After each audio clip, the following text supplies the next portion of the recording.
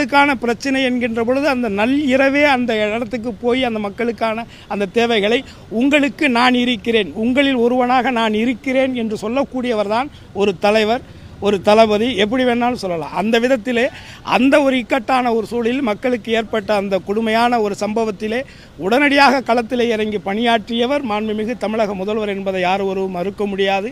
ஆகவே இந்த மக்களுடைய அதிகாரத்தை கைப்பற்ற வேண்டும் என்று நினைக்கக்கூடியவர்கள், அவரை சார்ந்த அந்த மக்கள், குறிப்பாக பொதுமக்கள், அவர் இயக்கத்தை சார்ந்தவர்கள், அவர் கட்சியை சார்ந்தவர்கள், அவருடைய ரசிகர்கள் இறந்திருக்கிறார் கூடிய இந்த சூழ்நிலையில் அவர் இப்படிப்பட்ட ஒரு நிலையிலே இருக்கிறார் என்று சொன்னால் இதை மக்கள் தான் புரிந்து இவர் நமக்கானவரா, இது மக்களுக்கானவரா, இல்லை மக்களுக்கான பிரச்சனைகளுக்கு களத்தில் இறங்கக்கூடியவரா என்பதை மக்கள் தான் தீர்மானிக்கும்.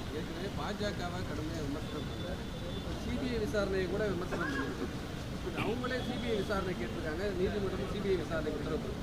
இதில் பாஜகவோட பின்புலம் ஏதாவது இருக்குன்னு எல்லாருக்கும் தெரிஞ்சதானேங்க. இது என்ன புதுசாக என்ன கேள்வி? பிஜேபிங்கிறது நேரடியாகவே என்றைக்குமே எதுலேயுமே வரமாட்டாங்க. இந்த மாதிரி அங்கங்கே ஏதாவது சந்தில் சிந்து பாடி ஏதாவது ஒரு பாட்டு கம்போஸ் பண்ணலாம்னு நினப்பாங்க. அவர் கம்போஸ் பண்ணுற பாட்டுக்கு டான்ஸ் ஆடுறதுக்கு ஒரு நல்ல நடிகர் கிடச்சிருக்காரு. ஆல்மோஸ்ட் சாங்கு தயாராகும் நினைக்கிறேன். இன்னும் பார்க்கல, நான் பார்க்கணும். நாளைக்கு தான் பார்க்குறதா சொல்லியிருக்காங்க. நிச்சயமாக பார்ப்பேன். அதிமுகவும்